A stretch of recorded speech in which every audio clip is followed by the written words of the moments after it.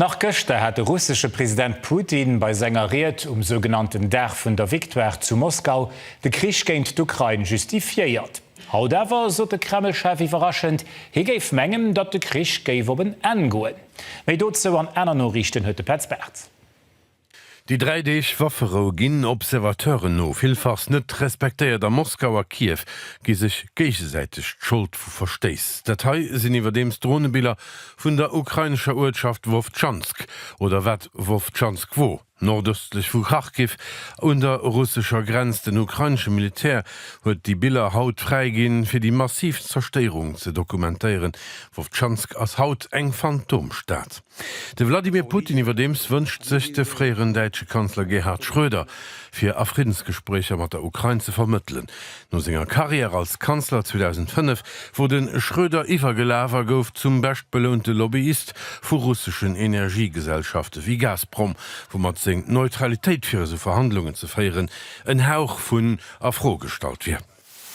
Vir enger Woch gouf e südkoreanisch Schëff vir Anker an der Stroos vun Hormus vun eng unbekannte Missil getraff, an et wo kurz zu eng Brand kom, dee vum Ekipage kont gelächt ginn, et wo Keen zu Schritt kom méi lo leef eng Enquete, well eng Min oder eng Explosioun am Maschineraum kann ausgeschloss ginn. Iran huet iwwerdems iwwer Mediateuren a Pakistan mat gedeelt op den US-Vierschlag fir de Kricher benennt ze bringen, lo Genfer ze hunn, oni dats awer Detailer bekannt giwieren. Mat enger gezielter Luftattack op een Auto zu Khan Yunis an der Gazastreif huet Israel de Chef vun der Poli sein Assistent ëmbrucht. Immer ëm ginn Versteis vun Israel awer och vun der Hamas géint Waffere notéiert, die theoretisch nach soll gëllen. Besatzer wëllen de Chaos ha an der Streif. Sie wëllen de soziale Friede verhënneren, de ma vun Ufang go sichen, me sie attackéieren Poli fir dat zu Chaos kënnt ënner den Nawunner.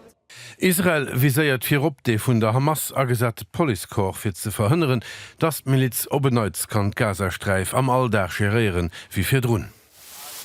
E Gericht a Syrien huet haut zu Damaskus den Atif Najib ugeklot. De freiere Chef vum politische Geheimdienst ënnert dem Bashar al-Assad krit nieft Mord a Folter Verbrechen géint Mënscheet fir gewuff. De Mann hat am Februar 2011 wie d'arabischt Freier a Syrien ukom, zu derer am Süden exzessiv Gewalt géint Zivilisten agesat.